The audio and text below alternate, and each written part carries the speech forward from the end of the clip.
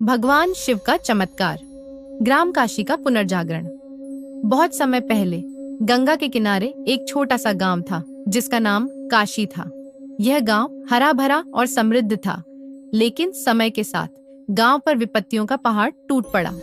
लंबे समय तक बारिश न होने के कारण सूखा पड़ गया, फसलें मुरझा गईं और गांव वाले भूख प्यास से त्रस्त हो गए।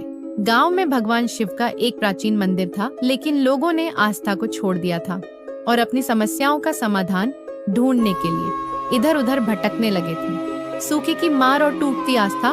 गांव के बुजुर्ग पुजारी महादेव दास हर रोज भगवान शिव की पूजा करते थे। वे गांव वालों को भरोसा दिलाते कि भगवान शिव उनकी परेशानी जरूर दूर करेंगे, परंतु लोगों का विश्वास डगमगा चुका था।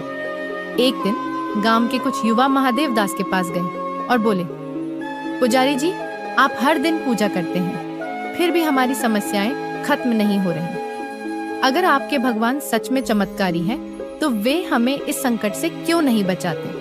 महादेव दास ने मुस्कुराते हुए कहा, भगवान शिव हमारे विश्वास की परीक्षा ले रहे हैं। हमें उनकी शक्ति पर संदेह नहीं करना चाहिए। तपस्या का संकल्प पुजारी जी ने शिव जी की आराधना का एक बड़ा यज्ञ करने का निर्णय लिया।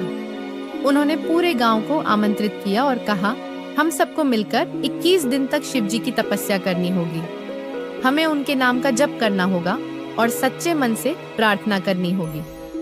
गांव वाले हिचकिचा रहे थे, लेकिन आखिरकार उन्होंने महादेव दास का साथ देने का फैसला किया। पूरे गांव ने उपवास रखा और रोज मंदिर में शिव जी का जलाभिषेक किया। चमत्कार का आरंभ 21वें दिन सुबह, जब अंतिम प्रार्थना की जा रही थी, अचानक आसमान में घने बादल छा गए। गर्जना के साथ मूसलाधार बारिश शुरू हो गई। गांव की सूखी नदियां और तालाब फिर से भरने लगे। लोग आनंद से झूम उठे और महादेव दास की ओर देखने लगे। लेकिन यह तो सिर्फ शुरुआत थी। बारिश के बाद जब गांव वाले खेतों की ओर गए, तो उन्होंने देखा कि सूखी जमीन हरी भरी हो गई थी।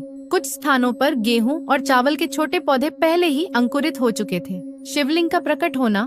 गांव के बीचों बीच एक पुराना कुआं था जो वर्षों से सूखा पड़ा था। बारिश के बाद जब कुछ लोग कुएं के पास गए, तो उन्होंने देखा कि वहां एक चमकदार शिवलिंग प्रकट हुआ था। यह देखकर गांव वाले स्तब्ध रह गए। महादेव दास ने शिवलिंग के पास आकर बताया, यह स्वयं भगवान शिव का संकेत है कि वे हम पर प्रसन्न हो गए हैं। इस शिवलिंग की पूजा करने से हमारे गांव पर कोई विपत्ति नहीं आएगी। गांव का पुनर्जागरण। गांव वालों ने मिलकर शिवलिंग के चारों ओर एक भव्य मंदिर बनवाया। धीरे धीरे गांव फिर से समृद्ध होने लगा।